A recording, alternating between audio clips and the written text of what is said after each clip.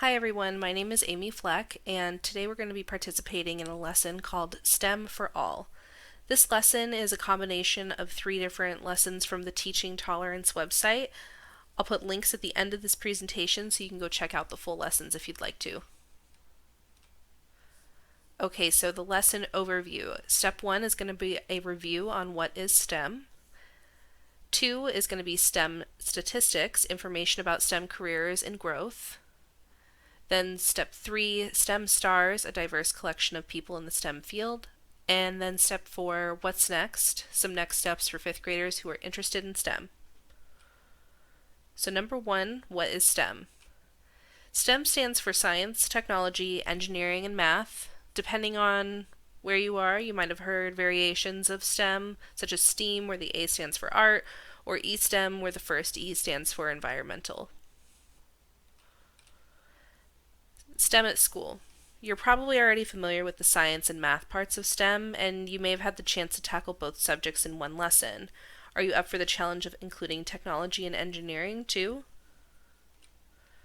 STEM outside of school. Skills and knowledge from STEM are used every day to solve problems and make the world a better place. Take a moment to think about what parts of your daily life involve the work of someone with a career in STEM. You're welcome to pause the video right now and have a little discussion. Think about parts of your life from morning to night that involve the work of someone in STEM.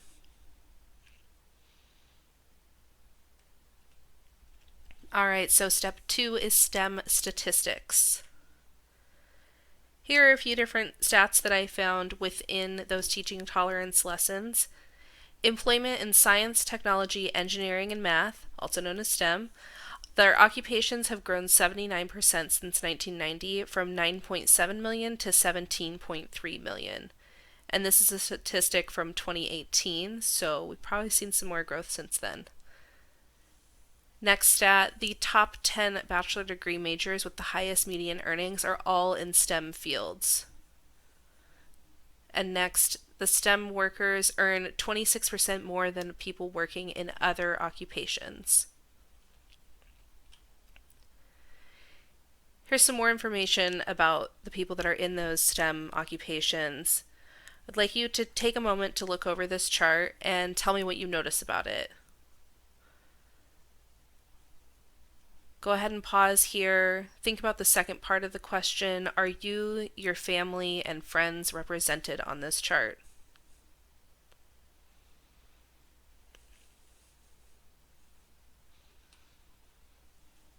So now that you've had a moment to think, who is underrepresented? What are the consequences of underrepresentation? And what can be done about it? Go ahead and pause the video here if you'd like to take part in that discussion. I know some of you may be thinking that you're not interested in a career in STEM, but think about those who are underrepresented and what those consequences of underrepresentation are, and how it could still potentially affect you even if you don't have an interest in one of those careers. The chart we just had a discussion about shows some underrepresentation within the STEM community. There are a lot of wonderful, diverse STEM stars that I'd like to introduce you to, though. Let's get started. Here's Neil deGrasse Tyson. He is an astrophysicist. At age 9, Neil deGrasse Tyson, who describes himself as a science geek, decided that he wanted to study the universe. Now he runs the Hayden Planetarium in New York City and shows other people how fun and exciting science can be. He also has his own TV miniseries called Cosmos, a Space-Time Odyssey. Tyson was inspired by another astrophysicist named Carl Sagan. When Tyson was in high school, Sagan gave him a tour of Cornell University and hoped that Tyson would choose to go there. Tyson chose another college instead, but he never forgot Carl Sagan's kindness. This is Stephen Hawking. He was a cosmologist. Stephen Hawking studied cosmology, all things related to the universe. As a kid, he liked looking at the stars. Hawking wanted to explain big things in a way that everyone could understand, so he wrote a book called A Brief History of Time. The book was still kind of hard, so he followed up with 2 more books that were a little easier. When he was 21, Hawking was diagnosed with Lou Gehrig's disease. Doctors believed that he might only live for a few more years. Eventually, he used a wheelchair for getting around and a computer to speak and write. More than 50 years after his disease was discovered, he continued to work, and he had hoped to travel to the edge of space one day. This is Grace Murray Hopper, an inventor and a computer compiler. Grace Murray Hopper liked solving problems, and she was not happy to do something a certain way just because that's the way other people did it. In the 1950s, computers were given instructions as a series of numbers, all zeros and ones. A computer programmer might need 7 numbers in a row just to tell a computer to stop. Writing a computer program took a long time. It was easy to make a mistake. Hopper thought that writing a computer program should be easier. Other people said it couldn't be done, but she stuck to it for years. She figured out a way to write computer programs using real words like begin and end. Hopper changed the computer world forever. This is Nate Silver, a statistician. Many jobs involve some math, but Nate Silver's is almost all math. He looks at numbers, lots of numbers, to make predictions. As a kid, he loved baseball and statistics. What was a player's batting average? How did the player perform against a particular pitcher? As an adult, Silver made a business of analyzing baseball. Now he makes predictions about other things as well, the Super Bowl and elections, for example. In 2012, he used numbers to predict who would be the next U.S. president and how people would vote in each state. He was right 50 out of 50 times. This is Jose Hernandez-Reboyer. He is an inventor and a sign language reader. American Sign Language, ASL, is used by people who are deaf. ASL is also used by hearing people to communicate with people who cannot hear. People who use ASL use their hands to express ideas, sign specific words, and spell words.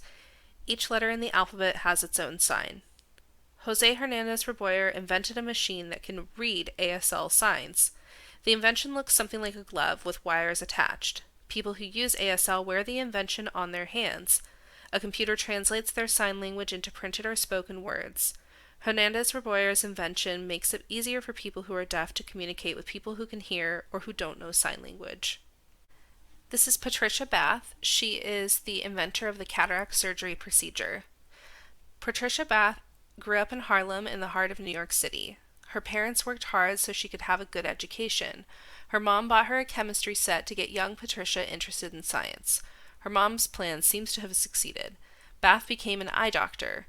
In 1973, she was the first African American to complete her studies in ophthalmology, which is the study of the eye and its diseases.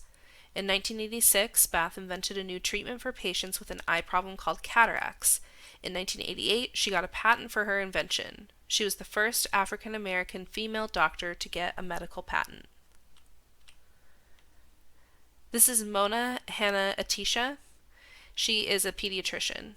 In 2015, Mona Hanna-Attisha discovered a serious problem among her young patients in Flint, Michigan: lead poisoning. Lead makes kids sick. 2 years before, the city of Flint began getting its water from the Flint River. Many people complained that the water was bad for drinking. Hanna-Attisha compared information about her patients before and after the water supply changed. Her results showed the water was causing lead poisoning in her patients. The people in Flint are drinking bottled water until a better answer is found, and Hanna-Attisha is a hero for pointing out a problem affecting so many people's lives. And lastly, we have Maya Lin. She is an architect and designer. She designs buildings and outdoor spaces. Her design for the Vietnam Veterans Memorial in Washington, D.C. won a national contest while she was still in college. Since then, she's designed the Civil Rights Memorial in Alabama, the Langston Hughes Library in Tennessee, and even a park and outdoor skating rink in Michigan. An architect has to know about science, what kinds of materials to use, the effects of lighting and heating, and how to build something so it won't fall down. An architect has to know about art, too, what looks interesting or beautiful. Lynn knows both. Hopefully, meeting those STEM stars has inspired you, so let's talk about what's next for 5th graders. Continue to improve your math skills. I know math can be tough, but having a strong foundation in math will help you be successful in STEM. Check for STEM electives at your future middle school. Next year, you might have the opportunity to take part in a STEM elective in middle school. And then you can also look for after school or extracurricular STEM programs that you could be part of. You might even be able to find some kind of summer camp to take part in. All right, thank you so much for taking part in this STEM for All lesson. I hope you enjoyed.